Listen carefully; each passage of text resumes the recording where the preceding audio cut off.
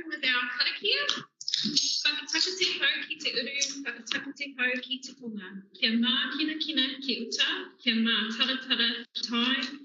E hi ake ana te ātakura he tio, he huka, he hohunga, haumie, huie, tai. Kia ora.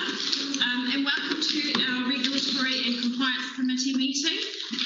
Light agenda information report wise, but I'm informed that our slides are very full of information. So when we get to those, if you can keep your questions to the point, I'd like to move us from the information reports into the hearing by 1:30, earlier if possible.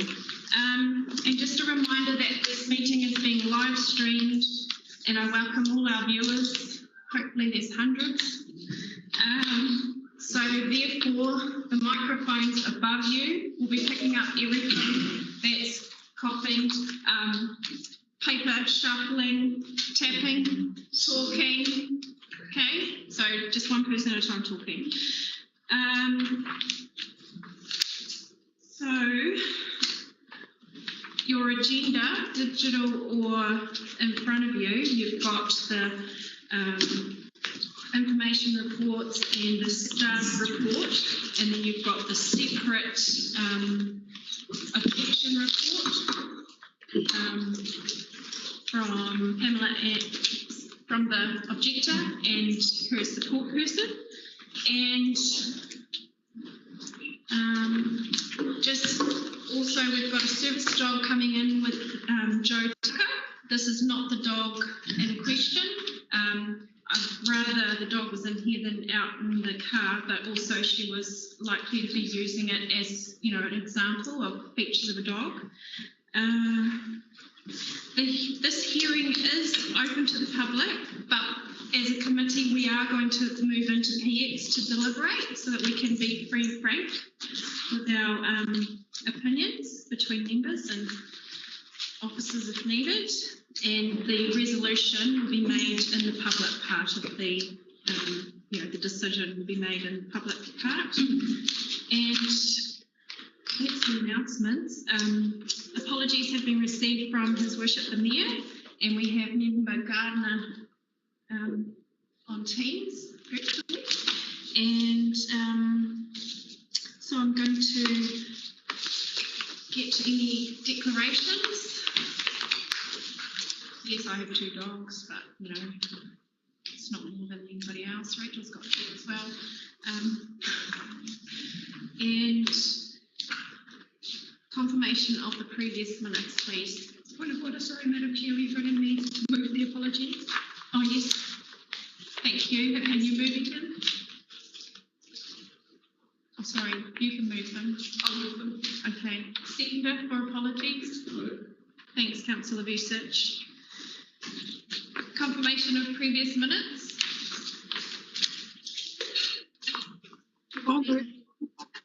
Thank you, Adele. Second. Thanks, Rachel.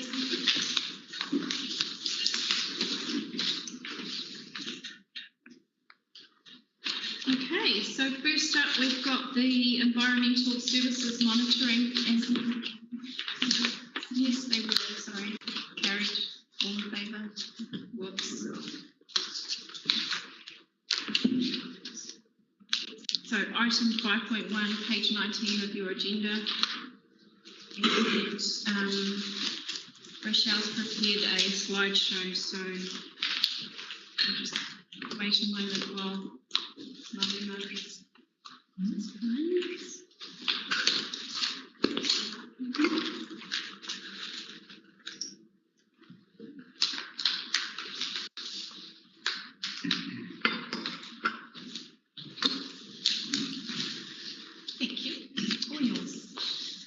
Kia ora everybody, thank you. So this is just a briefing really to go with the report, and this update is in regards to monitoring and compliance, and that's for resource consent petitions and district plan breach. And I've put those 2 together for this committee, and I'll bring the rest of the monitoring and compliance to the next committee. So obviously, without robust compliance, monitoring and enforcement, the plan rules and RMA consent conditions are often ignored if they're not monitored and everything like that. Malina? So this graph shows the number of recent consents which have been monitored over the last 2, and this is the 3rd financial year. Good progress has been made, but there has been some hindered results recently in regards to changes in staff, and also during lockdown we were obviously not able to do any inspections during that time.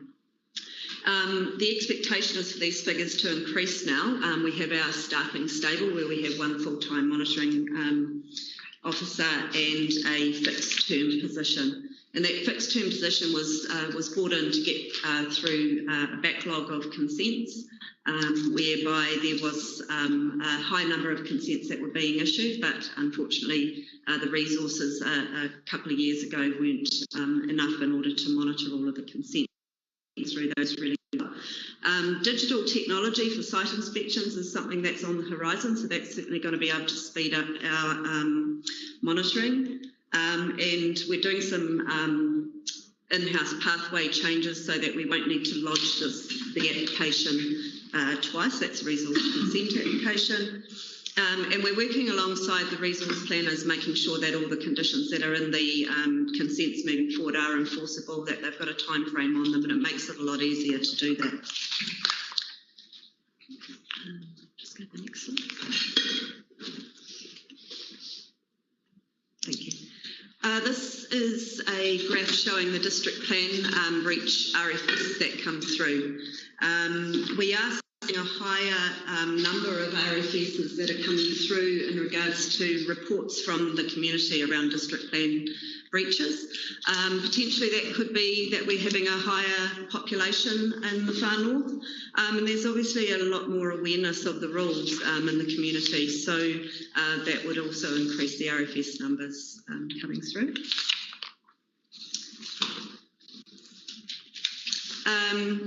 As with all our enforcement, we are promoting the voluntary compliance within the for the district plan and with the RMA condition monitoring.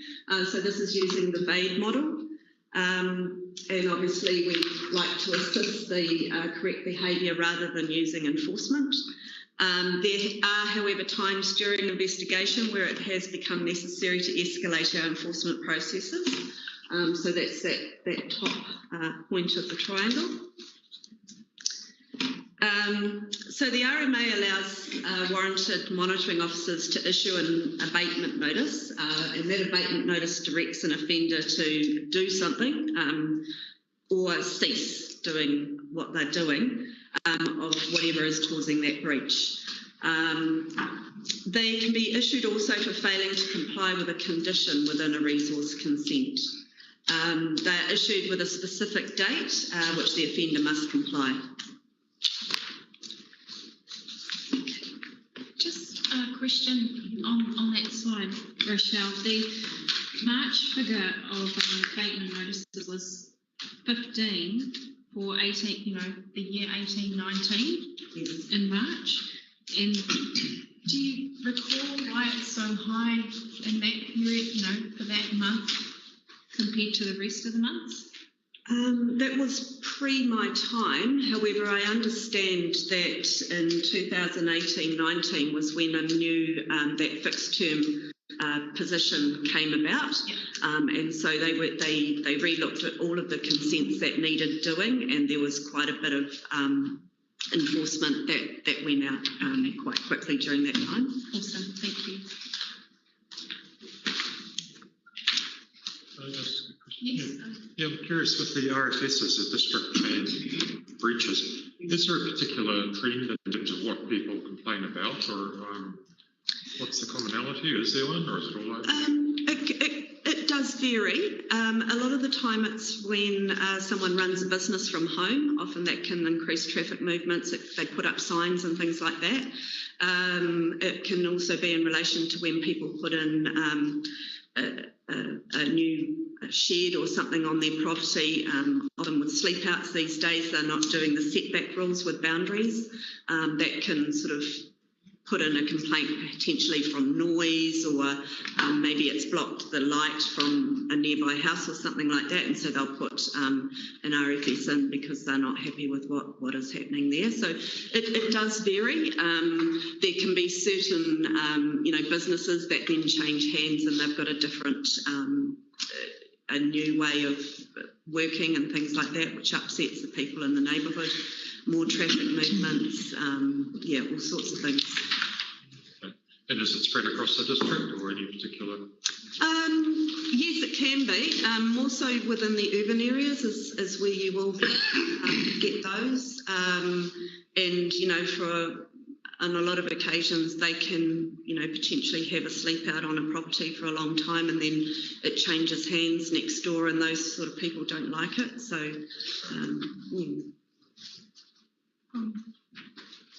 Any further slides? Oh, just that final one with infringements. So again, it's just using that enforcement model, but if an offender hasn't complied with an abatement notice and is not showing the willingness to do so, we can issue an infringement notice, which is $750. As you can see, the gap there were no infringements issued, and there hasn't been any for this financial year so far. And that's mostly due to compliance.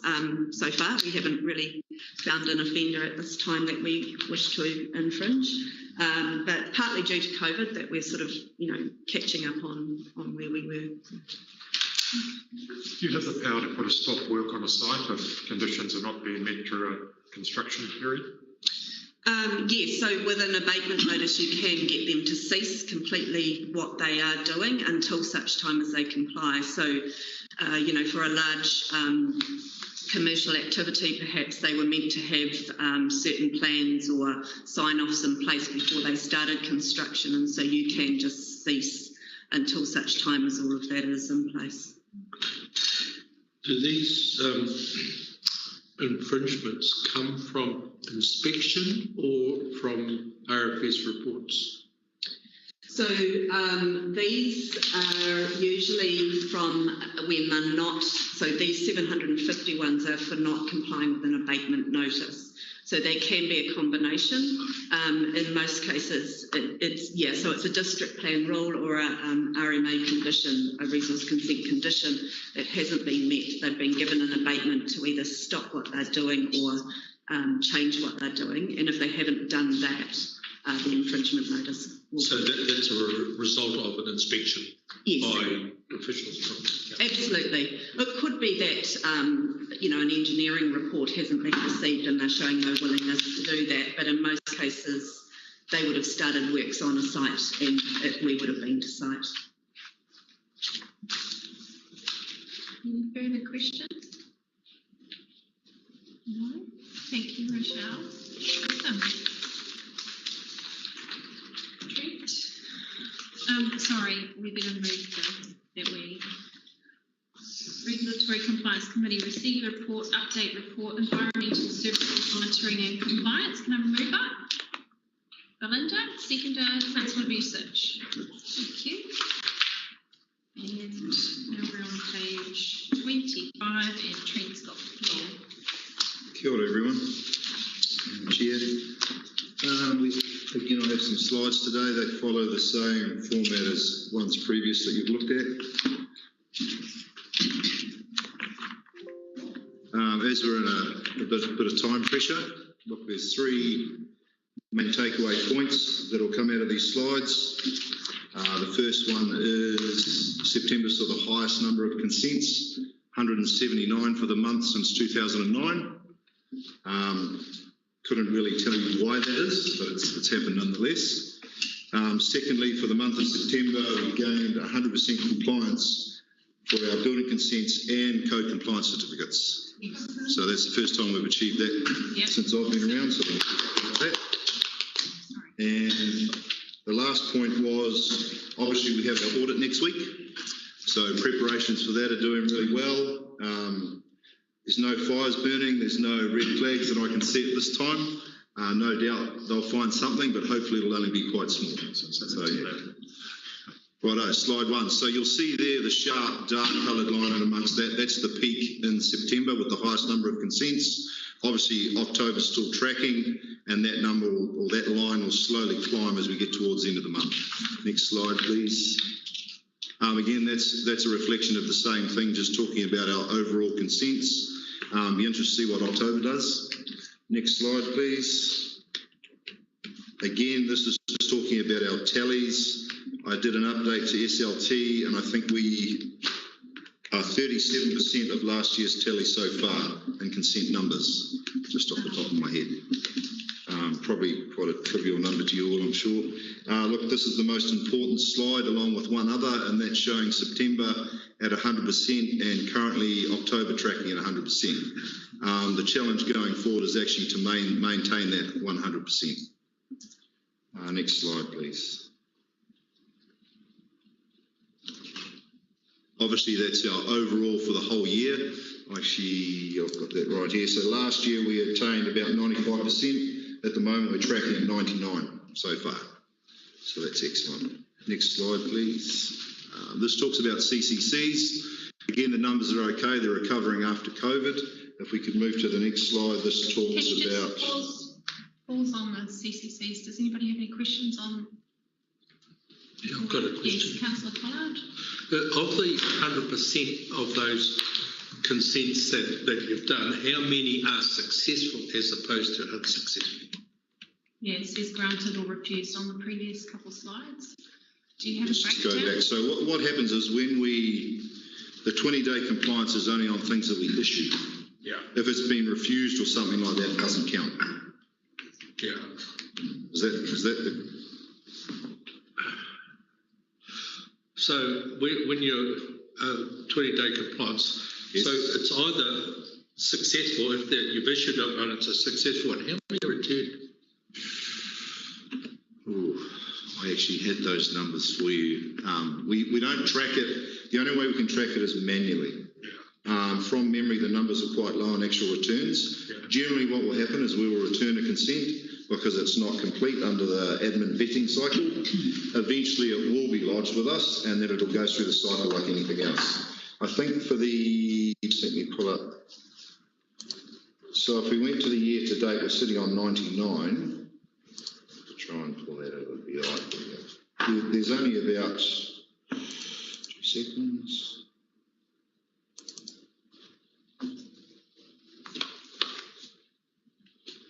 Can I add a further question? One of the criticisms that we hear is that we're declining or finding a fault with an application, so it's not included in the count on little things. No. So yeah, look, if I can think of probably 3 instances in the last, since we've come out of COVID, where we've had complaints about that very thing. And what it came down to is the person lodging the consent wasn't skilled enough to actually put in a complete application. You know, and look, our instruction from IANZ last year was very clearly, if the application is not good enough, reject it. Because all it does is it's problematic for us. We bounce it backwards and forwards. We lose compliance days, ends up being a non-compliance. Yeah.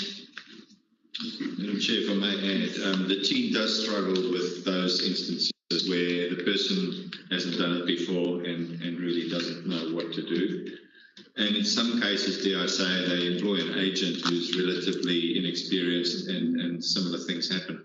But it is an education process, and we have practitioner forums where we are talking to practitioners and informing them as to what that requirement is. And while they have their frustrations, you know, we have guidance from MB, as Trent said, that we in fact should not accept substandard applications. But that's just not fair to those who do submit complete applications. And the process runs its course, and the team is doing exceptionally well. So it is an ongoing struggle for those that are incomplete and just not there. Online consenting it's been launched for both for resource and building consents. soft launch, but we will probably early in 2021, we will have to communicate a clear date by which we will no longer accept paper-based applications. Well, we haven't done that for a while, but electronic going to online, because the uptake on the online services has been very slow. In fact, it's been zero. Yeah. That may account for the high numbers in September, by the way. They might have wanted to push them through so they don't have to use the portal, I'm not sure.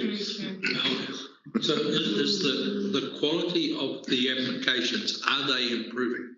Yeah, look, I think so. Like I said, I can only think of perhaps 3 instances since COVID that we've had a poor application. I mean, there's always little things that bounce backwards and forwards. They're usually little things and they get sorted very quickly. It's just some of the more problematic where an application is actually very poor and not set out how it should be, and that's usually the ones that end up in a complaint. Councillor Smith has a question. I noticed in the report that, to your point, Dr. Myberg, that the change will require some adjustment on the part of the users as they familiarise with the new system. What are we doing and what can we be doing to help that? So we're currently, the invite just went out today, I believe. We're doing some online sessions through Teams to teach them how to go through the registration phase, because we feel that it may be hindering it as well. So once we get that out of the way, and I also believe in there it's actually using the system itself.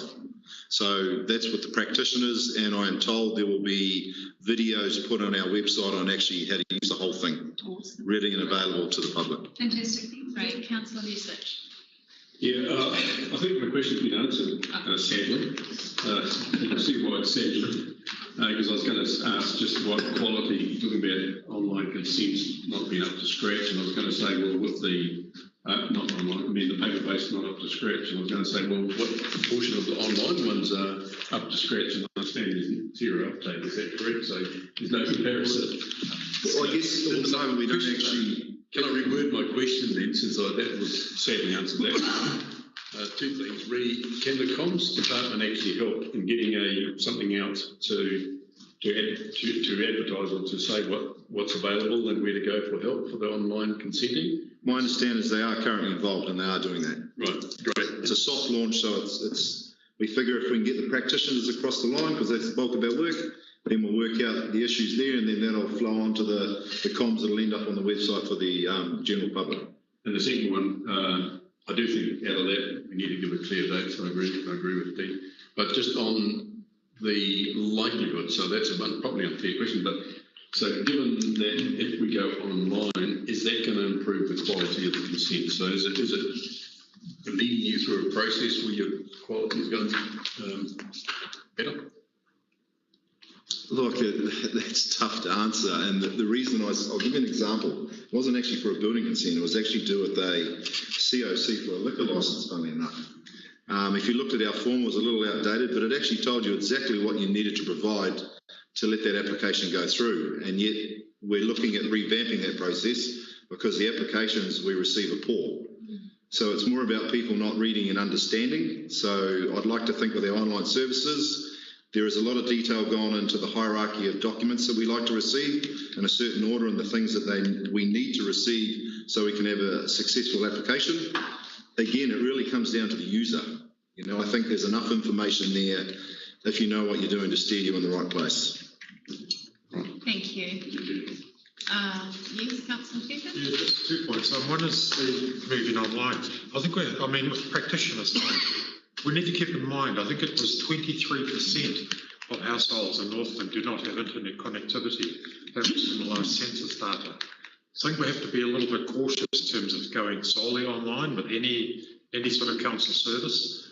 And so just the number to conjure with, really, if that's nearly 1 household in 4 that doesn't have that connectivity. Sure, people might have a telephone with some data on it, but obviously you need something more than that to lodge a consent successfully or an application.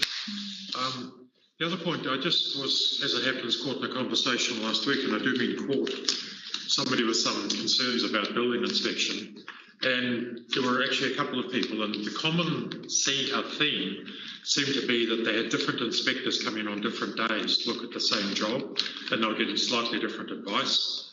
One job apparently was held up, according to this person, who I haven't ground truthed it, but they said their job was held up by about a fortnight. because they got different advice from two different inspectors. So how common is that? Is the default that one inspector will stick with one particular item? Okay. We don't have the resource to do that, and I guess I've thought about this type of question quite a bit because I know it'll always come up, because it always does. It's like any one of you in this room, if I took you into a room isolated and asked you a question about the same thing, you'd all give me a different answer because it would be your slant on it. The beauty is the Building Act is the Building Act. The thing about getting different inspectors is it actually provides us with it's almost like a check, right? Because sometimes if you get too familiar with a builder, you can get a bit lax and they won't do things that they probably should, right? We can't, I'll give you an example. The other week we had about 7 staff away, some through training, some through illness. Now that's pretty much our whole inspectorate. We blew out inspections for a little bit, but as of yesterday I checked, we were back to 24 hours. So, I'm pretty comfortable with how we're performing in the inspection regime. I also had a complaint I attended to in Russell about one of our officers. Turned up there, the officer had done exactly what I'd instructed in the way to handle himself on site. We were more than happy. So. Thank you. Trent went out and did 9 inspections in one day all by himself just to get people up to speed, which is not something we see just to do. I think they average 6 a day normally, don't they? Yeah, so Look, we'll jump to the last slide, I think, which is the compliance on CCCs. And again, look, it's September 100%. Great effort by the team. We look forward to show you next time I'm here that it's still at 100%. And that's all from me. Any questions? Any final questions on consenting, please? No. Oh yes, Councillor. Just a comment, 100% is something to be celebrated. So can we make sure that we do that, please? Fantastic work. Thank you. All right, thank you all. Yes, Madam Chair, we'll be reporting after our audit. We'll be reporting back and highlighting to you what the audit report findings are. And I think Trent alluded to the fact that auditors always find something, and there's always room for improvement. But we are fairly confident that this time around will be put back on a biennial cycle. We went to an annual cycle last time because they weren't entirely comfortable. This time we believe that we will get a biennial every other year audit cycle. So back in 2022, that's what we believe we'll get this time, but subject to their confirmation, so we'll report back on that. Thank you, Dean. So the recommendation is that the Regulatory Compliance Committee receive the report BCA Regulatory Compliance Update. Can I have a mover? Councillor Smith. And seconder, Councillor Collard. Thank you. All in favour? And next we've got on page 27, item 5.3, and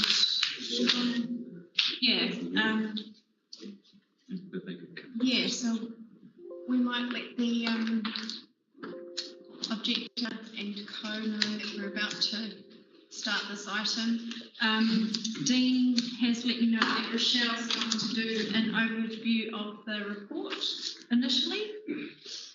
So we'll just wait for a manuhiri to come in and...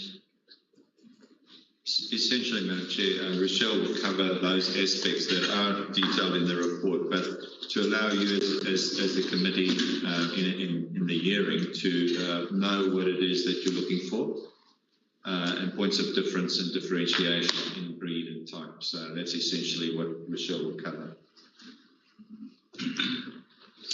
And I encourage committee members to, when you're asking questions of clarification of the objector or their witness, please keep it to the point of the recommendations. You will have seen in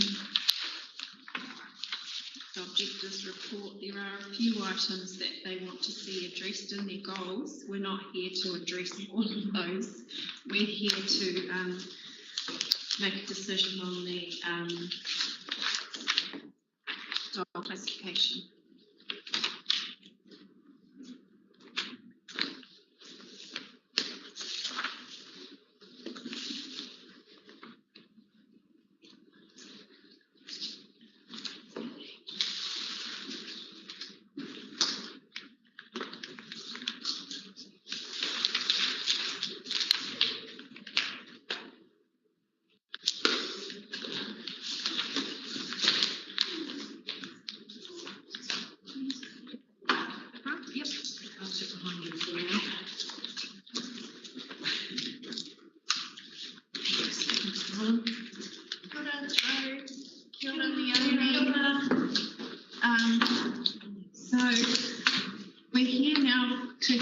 objection to the menacing dog classification, and we've got the staff report writer that's going to give the committee a brief overview to start off with.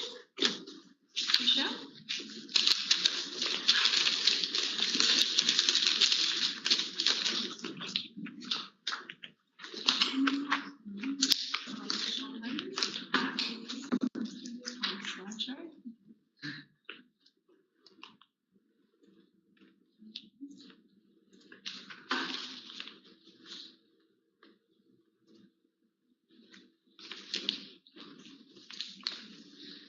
Kia ora once again. What I am going to do, as Kelly said, is just give an overview around menacing classifications and what the Act requires us to do in the objection process and everything like that. Anything else that you wish to discuss, please feel free to. No, thank you. Oh, sorry about that, Will. Will, do you want to come down the scene? I think dogs going this is okay, yeah. Thank you. Carry on, Rochelle. Great, excellent, thank you. So it's the Dog Control Act 1990.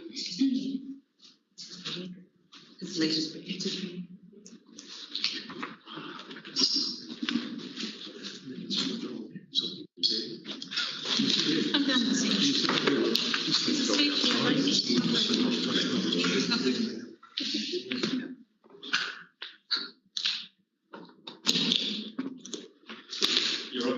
Yeah, okay, thanks, Sean. All in a day's work.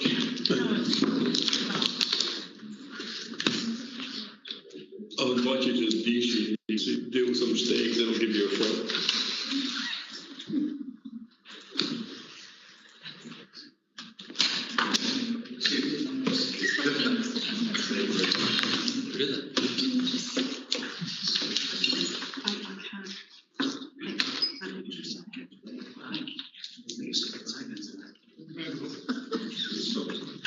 Carry on, Rochelle.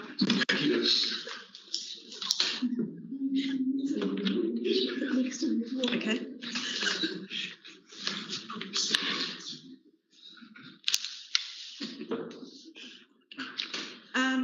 So the Dog Control Act places a statutory obligation on all territorial authorities in New Zealand to classify all dogs of certain breeds and a certain type of dog as menacing. So this is breed-specific legislation that we're talking about. It's quite confusing in regards to when we sort of say breeds and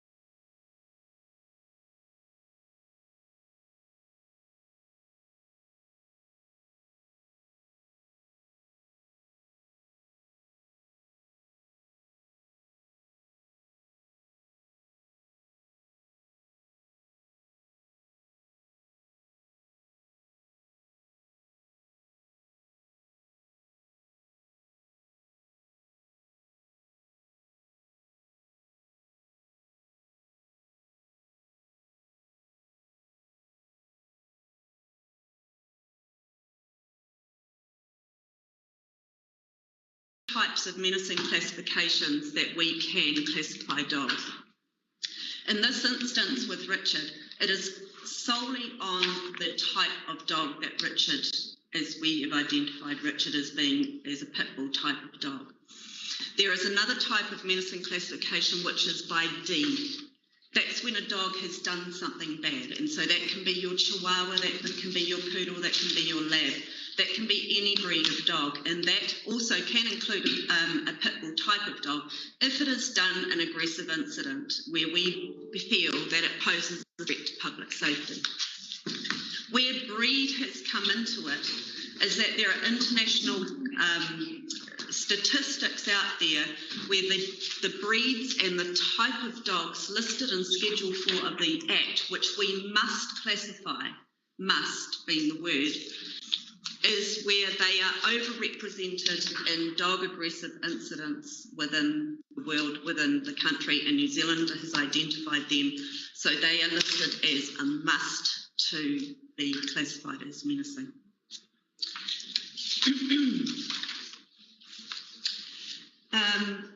So part of that classification is when a dog is identified as being a menacing type of dog. As with all dogs, they must be under control at all times. They must be de-sexed if the Territorial Authority enforces that, and Far North District Council policy does enforce that, as in line with most other nationally, all other councils that I'm aware of do now enforce de-sexing of menacing type dogs. They also must be muzzled in public, and that's in a public place. So that doesn't mean that they have to be muzzled on their own property. That doesn't mean that they have to be muzzled within a vehicle. But if they're within a public place, such as a park or anything like that, those dogs must be muzzled. Again, this is around the breed, and it is only they're born to be classified as menacing dogs. If a dog is classified, there is provision within the Act for an objection. For menacing by breed, the onus is on the dog owner to prove that that dog is not of that breed or type of dog. It is not for the council to prove that it is.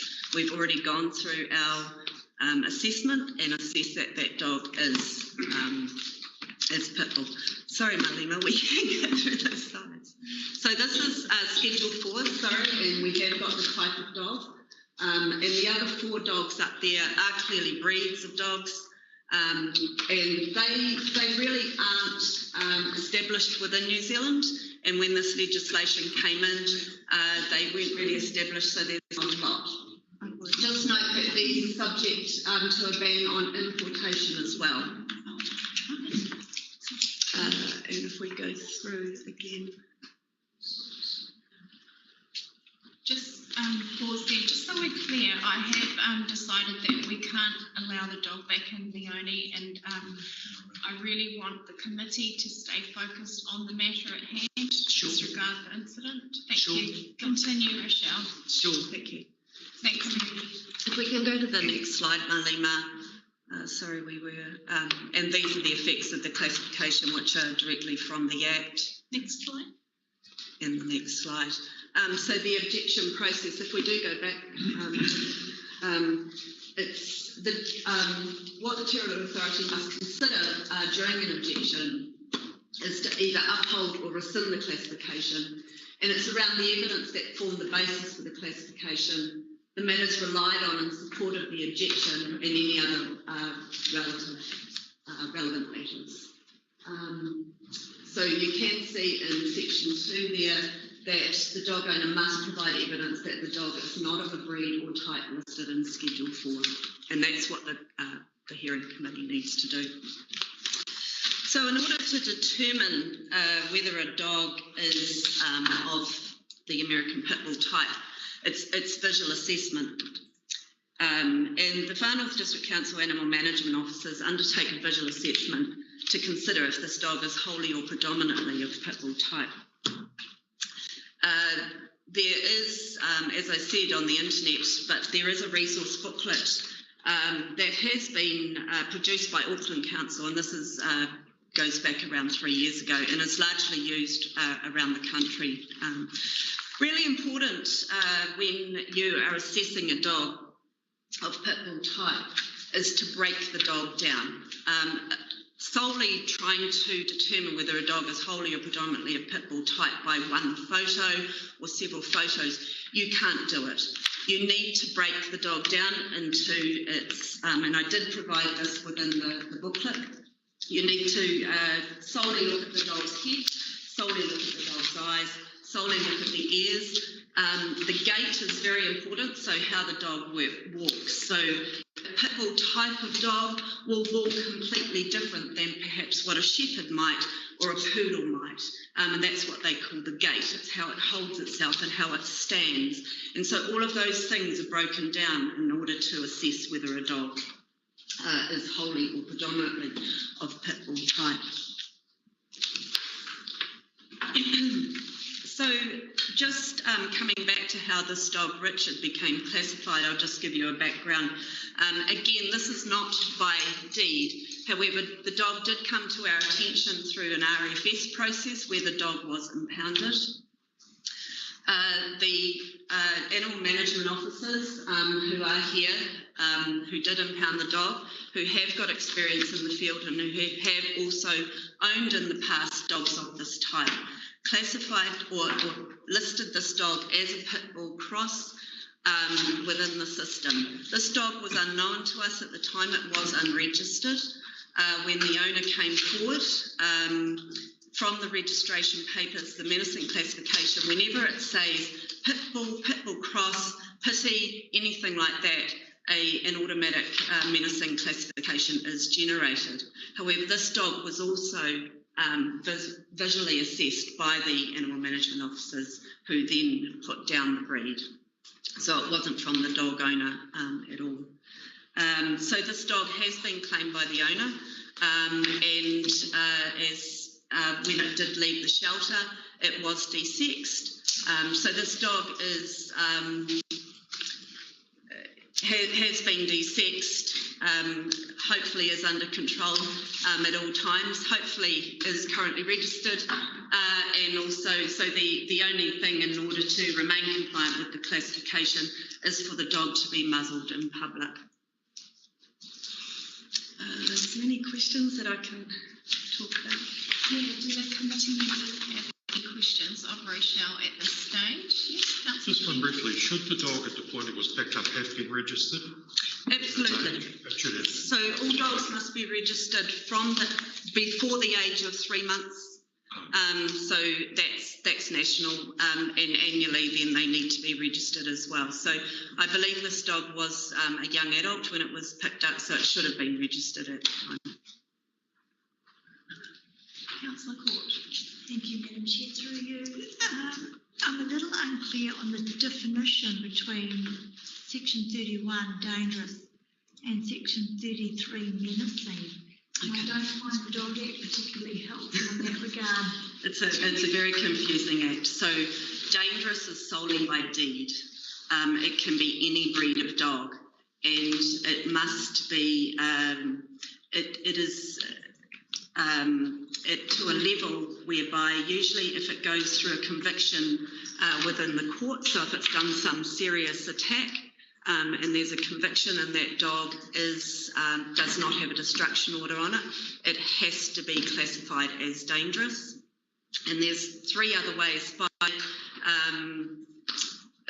so affidavit, people can write an affidavit and say that that dog is dangerous.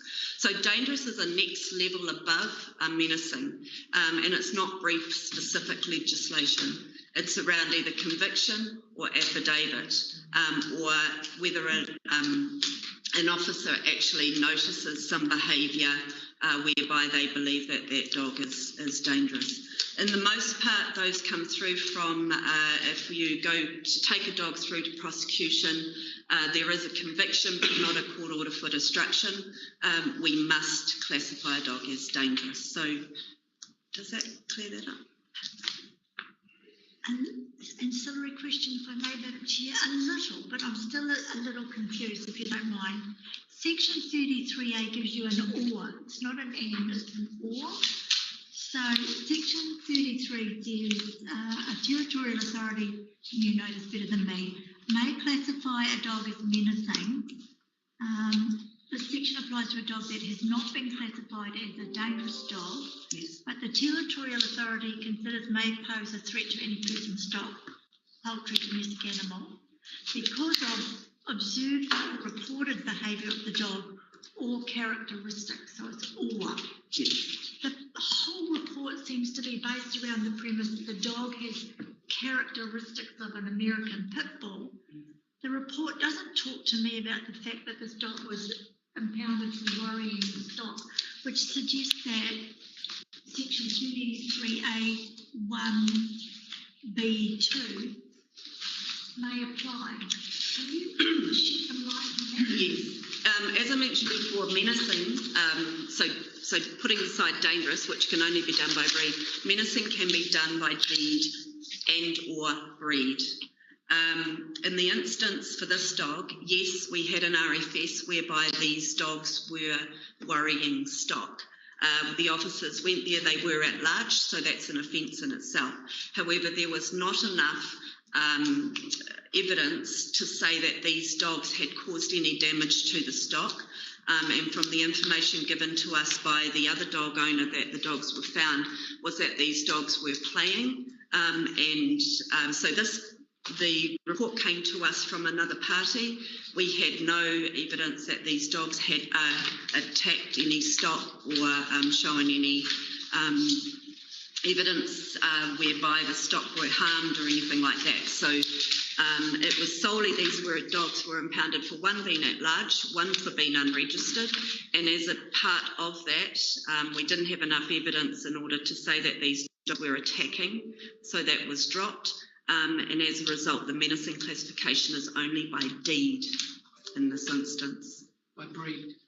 Sorry, breed. Madam Chair, will we be hearing from the animal control officers? Rochelle? Yes, to ask questions, I think. Yes.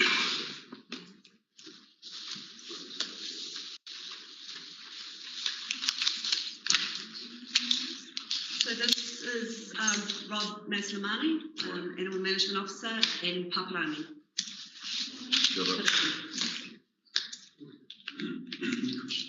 Yeah, so I do have a question. Thank you, Madam Chair. And I come back to the menacing classification 1B. May pose a threat to stock. Doesn't necessarily have to have harmed stock. No, and I'm not a cow or a dog, obviously. but we're not here for that. We're here for the breed type. I understand, type. because we've been asked to put in a menacing classification, aren't we? And that seems to be based on breed. But it's not to do with temperament of the dog. No, bear with me. The Act states a territorial authority may classify a dog as menacing if the territorial authority considers the dog may pose a threat to stock. Yes.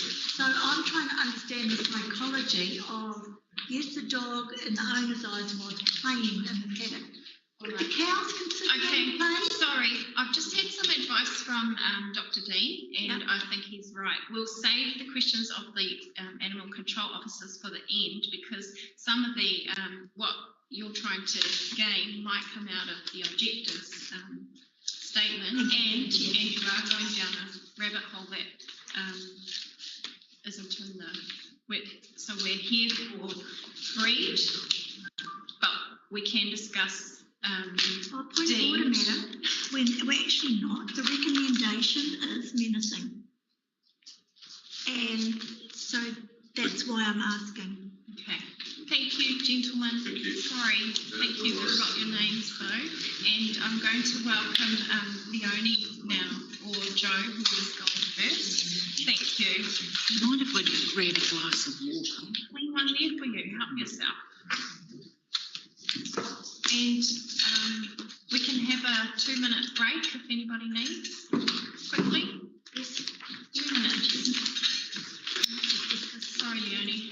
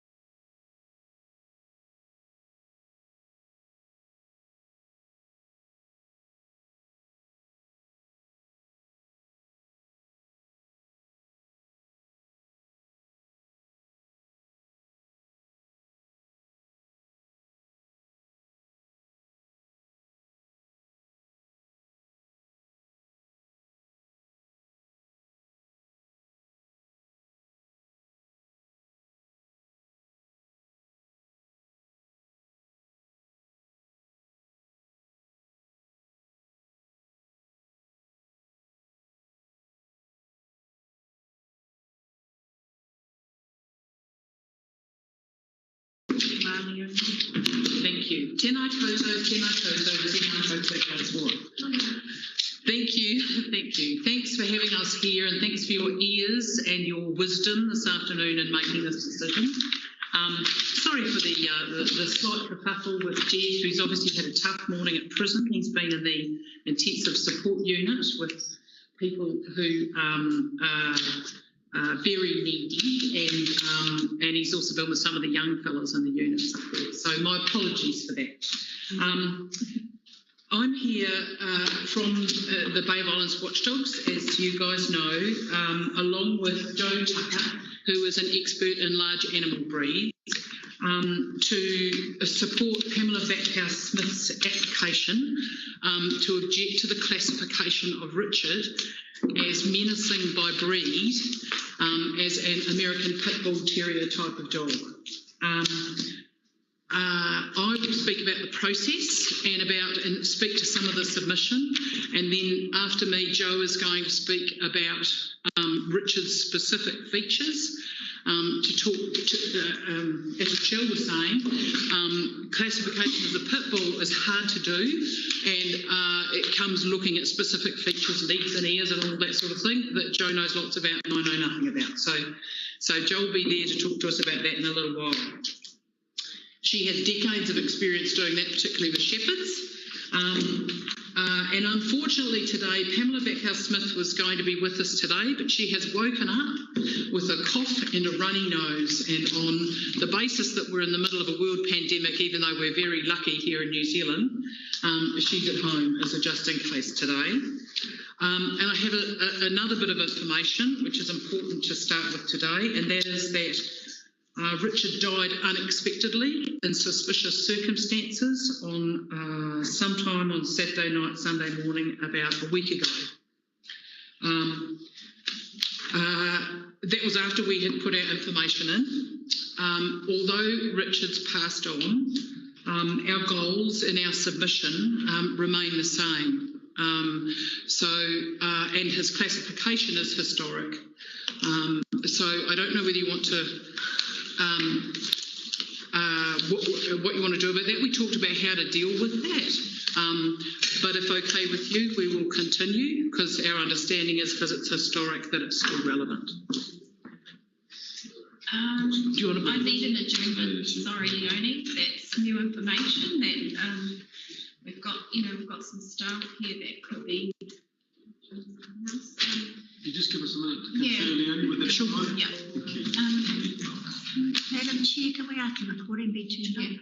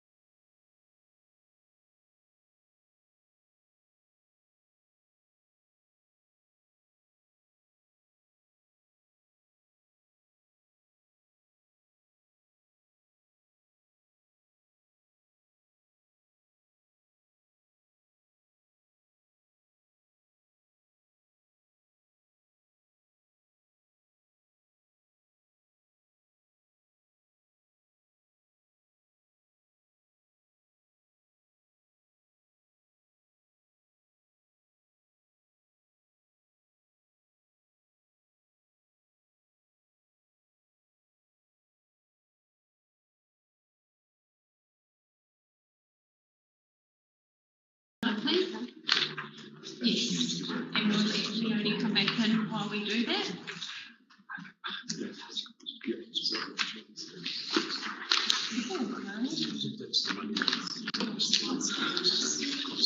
And have you got any more chocolate fish hiding in your bag? Well, you feel like you need one. Or a and your trolley is loud. Okay, everybody, we are back live streaming.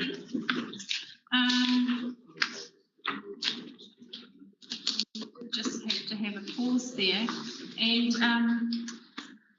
Leonie, in fairness to the committee, I've decided that we are going to adjourn to a subsequent meeting, that we need to get confirmation from staff that the question of whether an objection of medicine needs to be resolved. Okay, so that's my ruling, and the meeting is completed for today, and we will get in touch with you, or staff will, on the legalities of that issue. Am I allowed to speak to that issue before just to say why we think that that's important, even though Richard's died? I think you can add it to correspondence, because quite frankly, I don't think it's been very fair to the committee that we weren't informed of this prior to the committee coming to hear the objection today. Yeah, so the meeting is now closed. Thank you.